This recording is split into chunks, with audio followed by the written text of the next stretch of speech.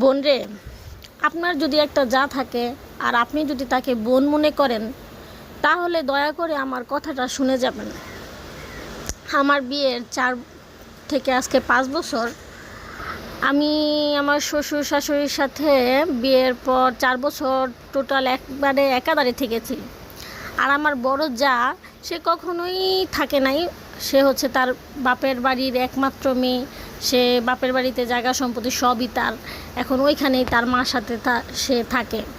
প্রায় মাঝে মধ্যে আমাদের এখানে মাঝে মধ্যে আসতো, তখন তার সাথে নিজের শ্বশুর বাড়িতে থাকলে মানুষের অনেক রকম এক্সপিরিয়েন্স হয়, যেটা সে অন্য কারোর সাথে শেয়ার না করলেও মাঝে মধ্যে একটু জায়ের সাথে শেয়ার করে। ঠিক আমিও তাই করছি।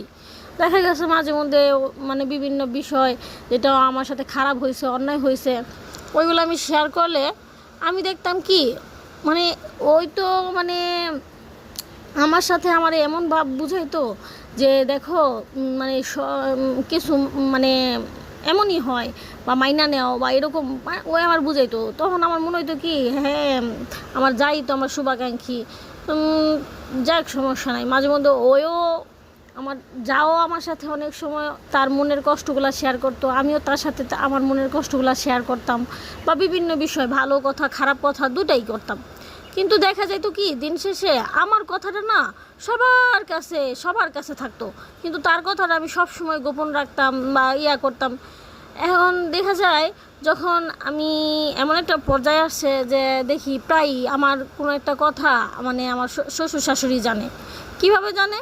কিন্তু আমি এটা তার সাথে সম্পর্ক নষ্ট হবে বিদায় আমি এটা থেকে চুপ থাকি সব সময়, যে এটা হয়তো বইলা ফেলছে বা কোনো কারণে বলতে হয়েছে বা বাধ্য হয়েছে, এরকম চিন্তা ভাবনা করতাম বা প্রায় করতাম।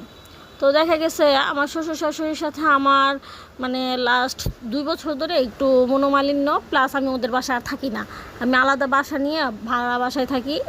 1.5 বছরের মতন আমার কারোর সাথে সম্পর্ক ছিল না, শুধু আমার হাজব্যান্ড, আমার সন্তান, আমাদের জীবনে এইরকমই ছিল।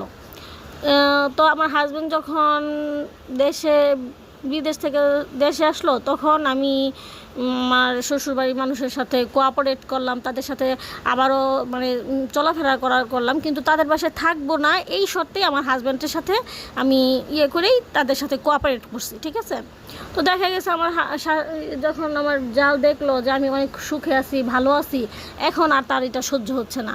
সে কি করলো, আমার পুরনো কথা এখন সে এমনভাবে বলে যে তুই অনেকভাবেই বলে যে তাদের কাছে বিষয়টা এমনভাবে প্রেজেন্ট করে যে আমি সবসময়ই তার কাছে আমার শ্বশুর শাশুড়ি